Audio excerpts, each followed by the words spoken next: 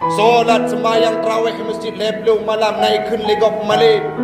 Semayang tadarus di masjid, tadarus di menasa, di musalla, di malam sampai sultannya yang di bak mikrofon supaya orang lain segan isanjung luar biasa tengkunya karena pri-pri ibadah cuma sekedar ingin dipuji oleh manusia lain. Kalau seperti itu ibadah yang kita lakukan, berarti kita belum mendapati hakikat iman.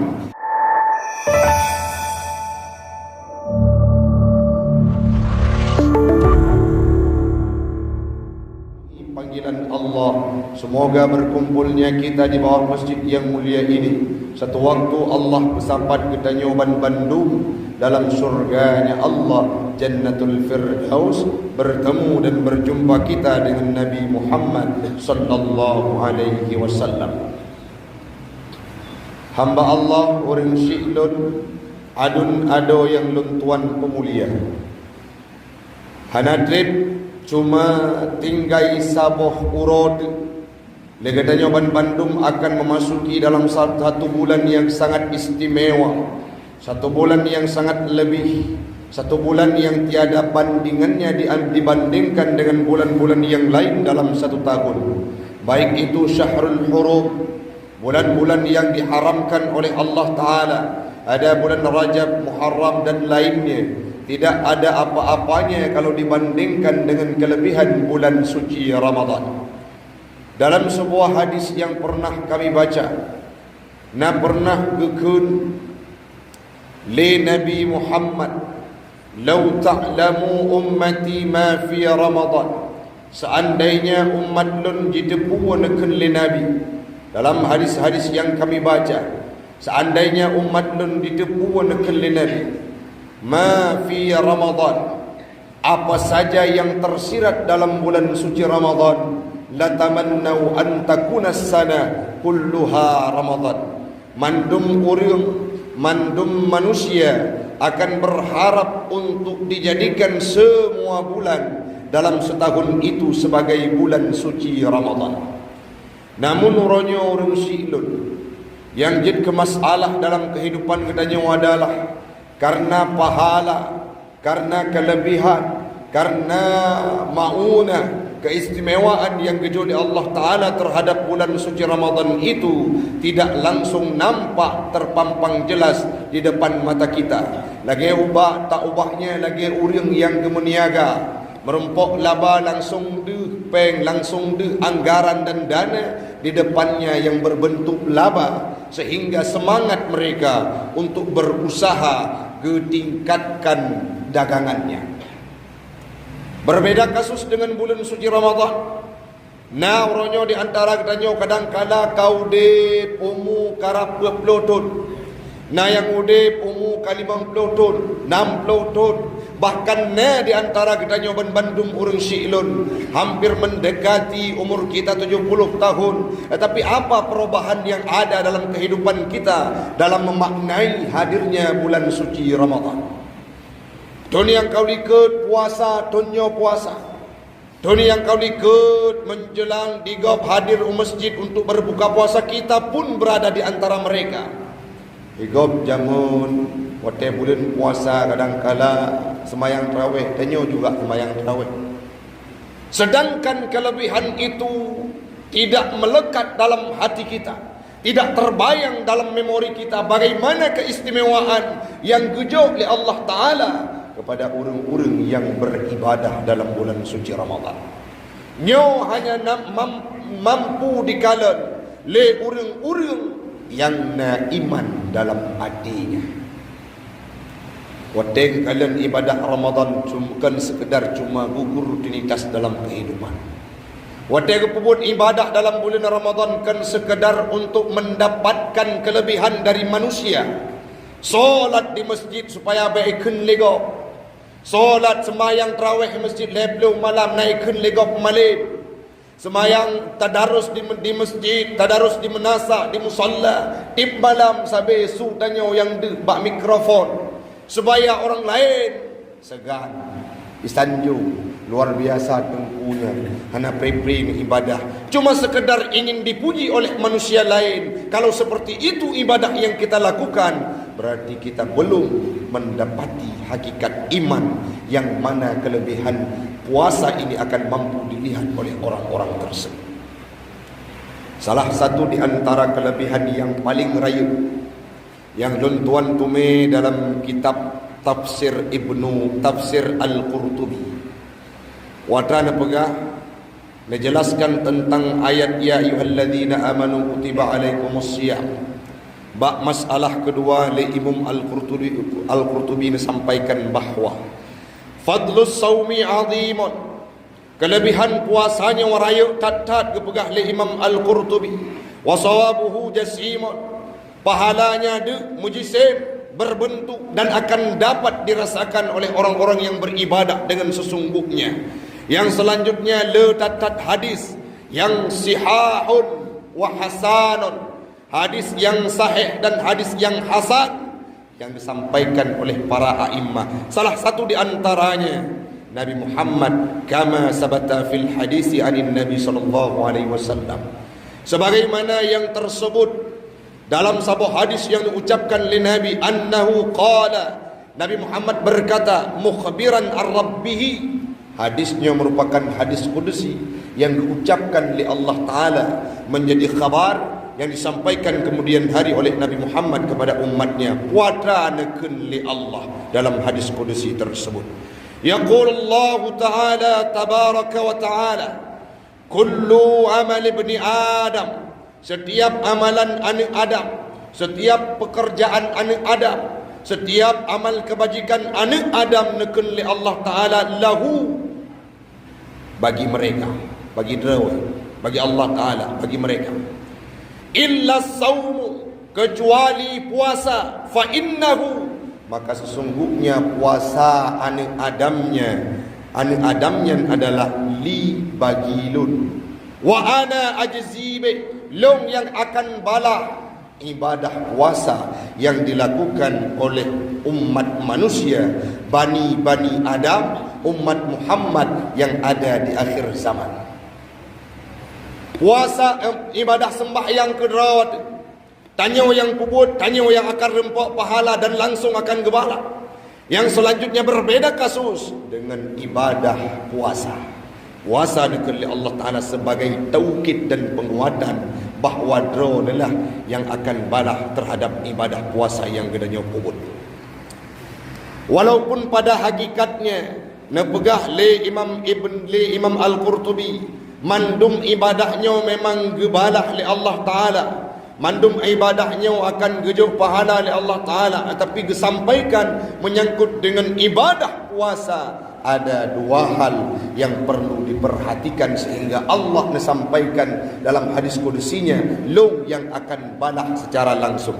Pakot ada kadangkala yang malaikat tidak bisa mencatat ibadah-ibadah puasa yang katanya puput, karena kenapa tidak muncul dalam gerak tubuh kita. Ibadah sirriyah, ibadah yang tersembunyi, ibadah yang hanya ditepu oleh manusia dengan Allah Subhanahu wa ta'ala. Sehingga disampaikan wa innama, dan hanya saja khassas saumu bi annahu lahu, sampaikan oleh Imam Al-Qurtubi bahkan Allah Ta'ala khusus puasa karena bak bandum ibadah na dua bohal yang perlu dipahami, sedangkan bak puasa na dua hal tersebut. Yang pertama yang pertama anna as-sawma yamna'u minal maladhis nafsi, puasanya akan dicegah katanya bandum daripada maladzid nafsi wa syahwatiha, akan dipuji katanya daripada melezat nafsu katanya, akan dipuji katanya daripada euforia nafsu, akan dipuji katanya daripada hawa nafsu amarah, nafsu lawamah. Puasa tersebutlah yang akan mampu mengkawal mereka dan mengontrolnya. Yang selanjutnya wa syahwatiha, mampu dijaga syahwat katanya Bani Adam, manusia yang mana cukup raya nafsu dan syahwat katanya, yang mampu mengakomodir adalah ibadah puasa yang kita kerjakan. Dan nyanjit ke salah satu alasan Allah Ta'ala nebalah ibadah puasa secara langsung oleh drawana sendiri. Sedangkan ibadah-ibadah yang lain hana mampu ma la yamna'u minhu sairul ibadati, han mampu dicegah le ibadah-ibadah yang lain terhadap kelezatan nafsu, keburukan nafsu dan syahwat yang dilakukan oleh seseorang. Sedangkan ibadah puasa secara langsung mampu mencegah hawa nafsu dan syahwat yang kita miliki. Dah bukti tengku dalam hadis yang lentumai dalam kitab Ibnu Katsir, dan hadis tersebut juga familiar dalam kehidupan kita yang sering dibaca oleh para kaua saat menjelang proses pernikahan. Buatan hadis tersebut nekul li Nabi, ya ma'syaras syabab, wahai anak-anak muda, wahai para pemuda, man istata'a minkumul ba'ah falyatazawwaj, berangkatau yang kana kemampuan tubuh kamampu finansial materi kana jelame kasib dan legatanya ka mampu mendidik dan membina sebuah keluarga, falyatazawwaj, hendaklah engkau menikah, kata Rasulullah. Man menyahae ya Rasul, menyahana mampu ya Rasul, legatanya hasrat cukup raya, nafsu kana, tetapi kita tidak punya materi, hana jelame, dan tidak mampu kita menjaga seorang anak perempuan yang sudah kita nikahi nantinya. Kibat solusi kita jauh disambung oleh Nabi hadisnya, dalam hadisnya, wa man lam yastati, orang-orang yang hana mampu, baik itu keterbatasan ekonomi dan tidak mapan pemikirannya, belum dewasa cara berfikirnya, masih tendensius, pegah oleh Nabi dalam hadisnya, fa alaihi bisawmi, maka lazim ada gada untuk berpuasa.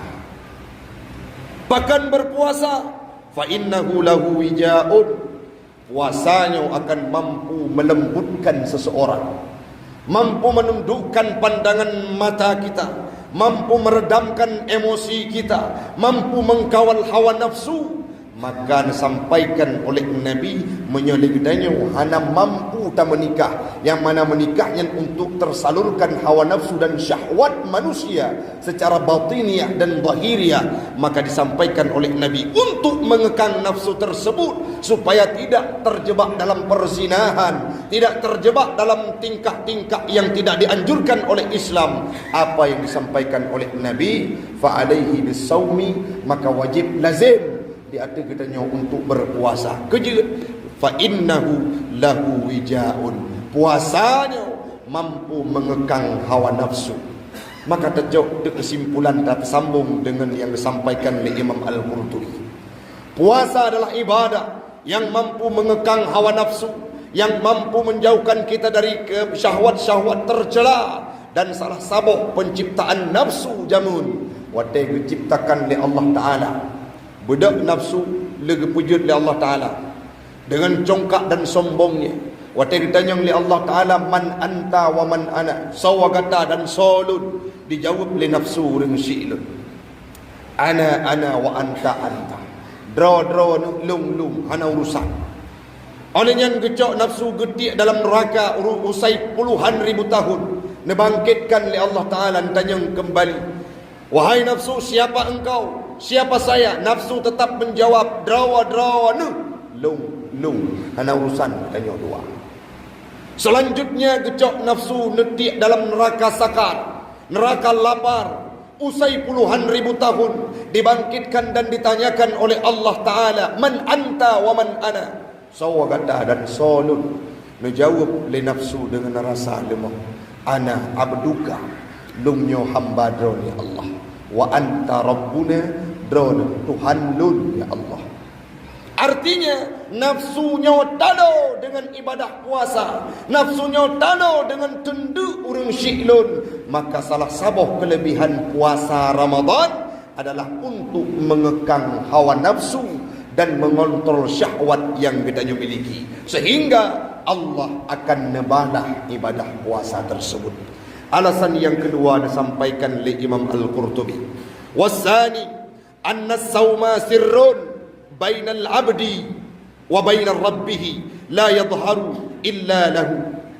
Puasa hambanya merupakan ibadah yang sir, secara tersembunyi, bainal abdi, di antara hamba, wa baina rabbih, dengan Tuhannya, la yadhharu, hanalahi, illa lahu, kecuali bagi Allah Ta'ala. Ura puasa ci nekalan sidra urang teduk hana ke bergerak ci musidra katanya tidak mampu memastikan bahawa mereka adalah orang yang berpuasa. Nah, kadang-kala yang tak fikir urang puasa gerudah ibadah di pura rupanya wate kerja perontok dengan gejib imameh hidih bak belang. Nah, yang kadang-kala takalan urang yang kurus kerempek, tidak gendut tubuhnya, hana tumbun, tak anggap orang yang berpuasa, padahal tidak. Begitu juga orang yang puasa gedendek dari bunga sampai seput, tapi amalan-amalan untuk menjaga diri dari pahala puasa tersebut beliau tidak mampu menjaganya. Yang membatalkan pahala puasa beliau kerjakan. Artinya puasanya ibadah sirriyah, walaupun nampak di kalangan katanya, dalam pandangan mata katanya saban mandum tak puasa, tapi kalau tente saban di hadapan Allah Ta'ala. Ibadah puasanya adalah ibadah sirriyah antara katanya dengan Allah Subhanahu wa Ta'ala. Sehingga falidzalika sara makhsusatan mukhtasan bihi, karena hal tersebutlah ibadah puasanya jid ke ibadah yang khusus, yang langsung gebalah li Allah Ta'ala urang siilun. Maka dari paparan singkat yang kali lentuan jabarkan, sehingga dia katanya akan katamang dalam bulan suci Ramadan, yang mana ibadah puasanya hana mengikat dengan manusia, langsung akan gebalah oleh Allah Ta'ala, dan Allah yang akan kalen. Baik sampai dia katanya tak ibadah karena ria, rubbama fa'alahu, orang yang beribadah tasannu'an waria'an, ibadah-ibadah yang lain kadang-kala mampu terwujud hatinya untuk ria, ibadah-ibadahnya mampu terwujud hatinya untuk dipuji oleh orang lain. Sedangkan ibadah puasa menyegedanya tak puput hanya semata-mata karena Allah lah yang akan membalasnya. Maka rugo dikatanya seandai tinggal kata tambang dalam bulan Ramadan, tak ibadah cuma sekedar ingin dipuji oleh pimpinan, ingin disanjung oleh atasan, ingin dipuja oleh mak tuan ataupun mertua kita, ingin dipuja oleh orang-orang yang ada di sekeliling kita, maka sangat rugi. Kenapa? Ibadah puasa adalah ibadah sirriyah. Walaupun engkau lakukan sebaik mungkin di hadapan manusia, belum tentu itu baik di hadapan Allah, karena Allah yang akan menilai. Allah lah yang menjadi hakim, Allah lah yang menjadi wasit, Allah lah yang menjadi juri untuk ibadah puasa yang katanya kubur. Maka mulai yuronyo orang syiklun mari terpersiapkan diri untuk dalam tidrawat puasa hanya karena Allah, tidak gila pujian dan sanjungan manusia, karena hanya fungsi menyegedanya minta ketenaran daripada manusia, sedangkan Allah tidak menerimanya. Mudah-mudahan bermanfaat bagi pribadi ulun tuan dan umumnya kepada jamaah sekalian.